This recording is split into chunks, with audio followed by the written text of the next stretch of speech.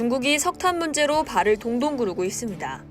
큰 소리를 치며 호주산 석탄 수입을 금지한 뒤 인도네시아에 의존했지만 그마저도 여의치 않게 되자 다급한 모습을 보이고 있는 겁니다. 그래서 시진핑 국가주석이 직접 나선 걸까요? 중국 언론 글로벌타임즈는 시진핑 주석이 인도네시아에 백신 생산시설 건립 지원을 약속했다고 12일 전했는데요. 이 보도에 따르면 시진핑 주석은 전날 조코위 인도네시아 대통령과 통화에서 양국이 힘을 모아 감염병을 퇴치하고 방역의 모범을 만들자고 강조했습니다.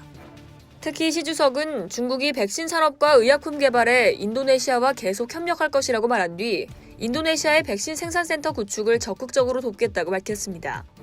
시 주석이 이처럼 구체적인 지원책까지 제시하며 인도네시아에 호의를 베풀었는데 그 배경에 관심이 쏠리고 있습니다.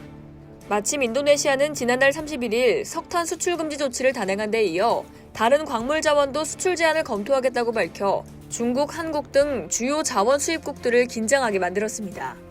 조코 위도도 인도네시아 대통령은 지난 11일 2019년 말 니켈 원광 수출을 중단하면서 수출액이 10배 이상 증가했던 기억을 되살려 보크사이트, 구리, 주석, 금 등 다른 광물도 같은 경로를 밟고 싶다는 뜻을 밝혔습니다.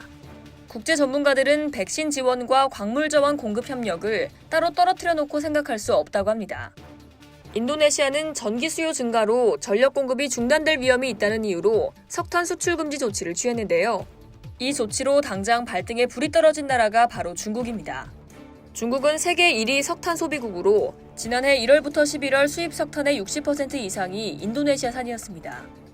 인도네시아 석탄 수출 중단이 장기화될 경우 중국 경제에 미칠 파장이 클 수밖에 없죠. 인도네시아의 수출 제한 발표 이후 첫 거래일인 4일, 중국 정저우 선물거래소에서 석탄 가격 지표인 발전용 석탄 5월 인도분은 한때 7.8%까지 오른 708위안에 거래됐습니다.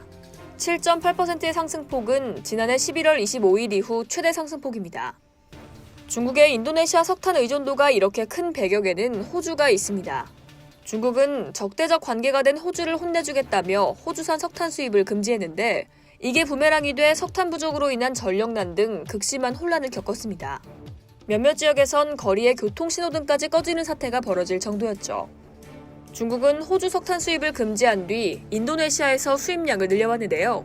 이 때문에 인도네시아의 수출 금지 조치는 중국의 날벼락 같은 소식일 수밖에 없었습니다.